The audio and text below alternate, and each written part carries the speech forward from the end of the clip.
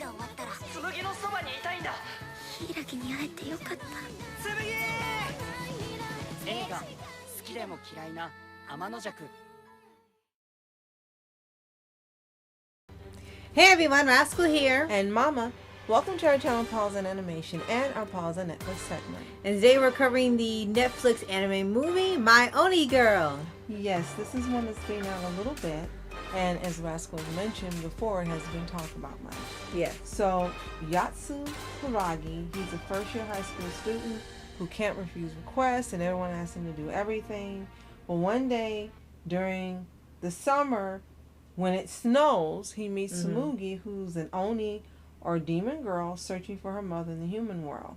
Now, unlike Hiragi, Tsumugi is unconcerned with everyone's opinions and brings him along on her journey, and that is the gist of the movie. Right. But before we start, be sure to like, subscribe, notifications on future podcasts and little pause videos. And thank you so much for joining us today, subscribing, sharing our videos, commenting, everything you do, guys. We appreciate you so much. Thank you. Yes. So this was a release May 24th. Finally got to watch it. It's directed by Tomotaka Shibayama, written by Tomotaka Shibayama as well, along with Yuko Kakihara. And there's an English dub as well as a sub for those of you interested. Right. So basically in this movie, you've got your opposites with Hiragi. He's a first-year high school student who can't refuse requests. He wants to be accepted by others, and he struggles with telling people no, basically. Yeah. He will do whatever anybody asks him to do. Yeah.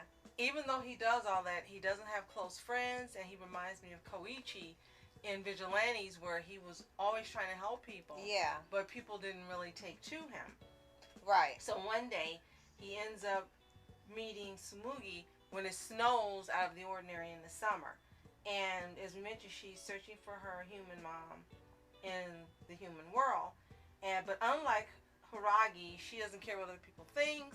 You can tell by how she dresses, how she acts, and how she behaves. Right. And the movie itself is not even that long. I believe it's 90 minutes or 112 minutes. Okay, it's 112 minutes. And one thing against it is that the build up to what the movie's going for takes a very long time. Part of it's supposed to be the journey of these two characters together, going on a kind of sort of road trip, like you said, self-realization and everything. But it feels like they didn't really get into that until near the end of the film, because she kind of treats him kind of like the other people do and take advantage, and she does learn and realize that he's done a lot for her and was never appreciative of it. No one else notices this but her, but you do get the growth. It just takes a while for it to happen in the movie, and you're kind of just wondering, like, what kind of character is this? And she's not a tsundere. She just... No, this is just her personality. Yeah, exactly. And that really hurts the movie because it's slow. And it's slow moving. And it's nice to look at. And you really don't get to learn much about the characters. His parents, his dad's just as bad as the other people. He loves him, but he doesn't know how to speak to him and how to treat him. By the end of the movie, he realizes he's wrong and he rectifies it. But, like Rascal said, all these people are treating Hiragi the same way. And it's pretty crappy.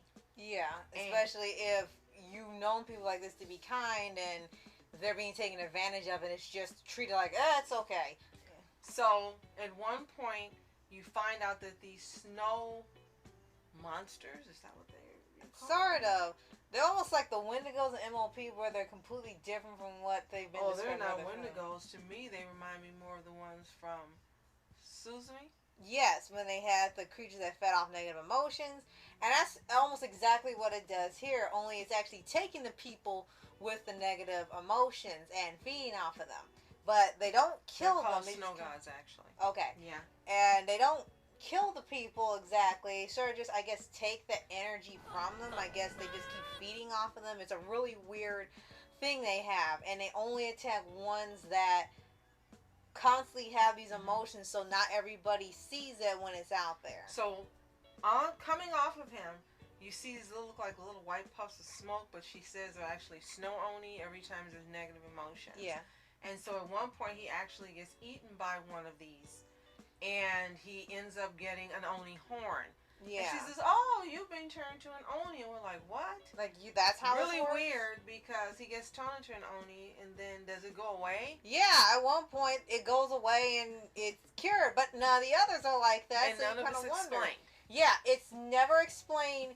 Are they turned into Oni as they're suggesting with him, or have they been Oni all their lives, and or is there a mixture of some born like that, some are half and half, or are some turn into that? They never really go into that. They just say they just hidden from humans because of that, and that's it. And that's one of the things that fails about this movie. There's too many plot holes and too many things that aren't explained. And you don't have to have someone explaining it to you, but having discourse within the realm of the movie where the characters talk about it and you kind of get your answer indirectly. But that never happens, and there's just so many unanswered questions. And that really hurts the movie along with the slow pace. Yeah. Another point in the movie, you end up seeing Sumugi's dad, and they make him look like Gojo when he makes those expressions when he's angry. It's obvious he was a reference to him. Right. And you can see references to other characters as well. No one in this movie ever gets true character development. No. You see where they begin it, and then it drops off, or you see that it's well-intentioned and going in that direction, but it never happens. Especially when they're jumping from place to place throughout the movie. Yeah. So let's talk about the voice cast. We're not familiar with anybody in here. I think 2 people. Yeah, which is a surprise. You have Michael Johnston voicing Hiragi, Victoria T. Washington as Sumugi. Also appearing are David Arrigo Jr., Jeannie Torrado, whom we know, Cindy Robinson, Steve Kramer, Kif Vender, Huvel, Kirsten Day, Richard Tatum, and Yatko, who is Nobara. Yeah, she actually does like 5 different voices. Yeah. Young Ye, Nancy Lenari, and Kitana Turnbull.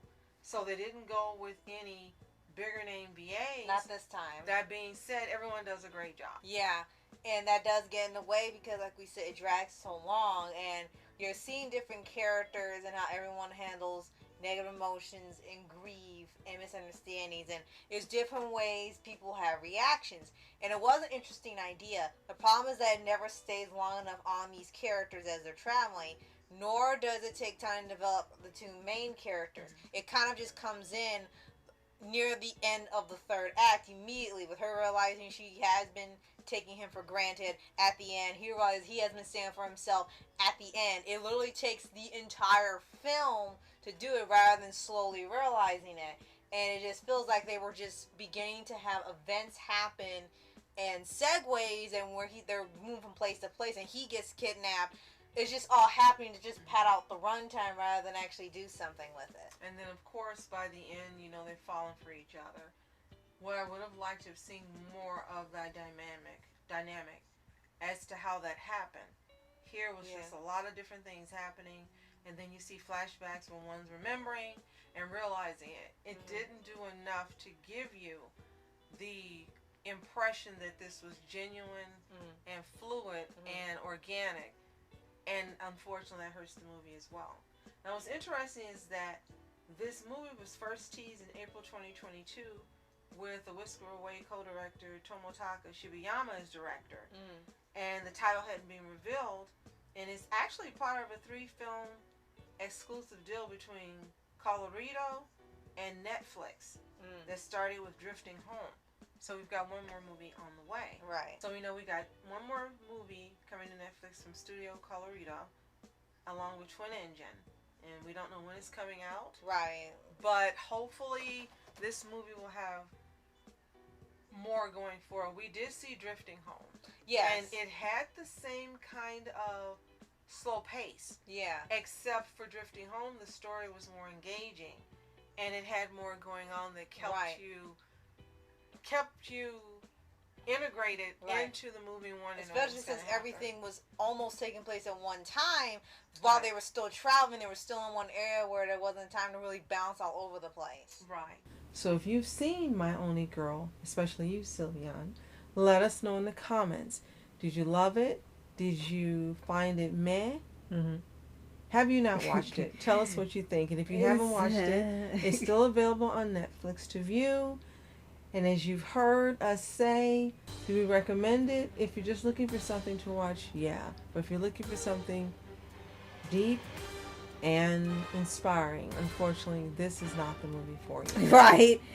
And if you haven't already, subscribe for updates, weekly reviews for anime series, anime shows, and all things animation. Yes, and thank you so much again for joining us and subscribing to our channels and commenting. As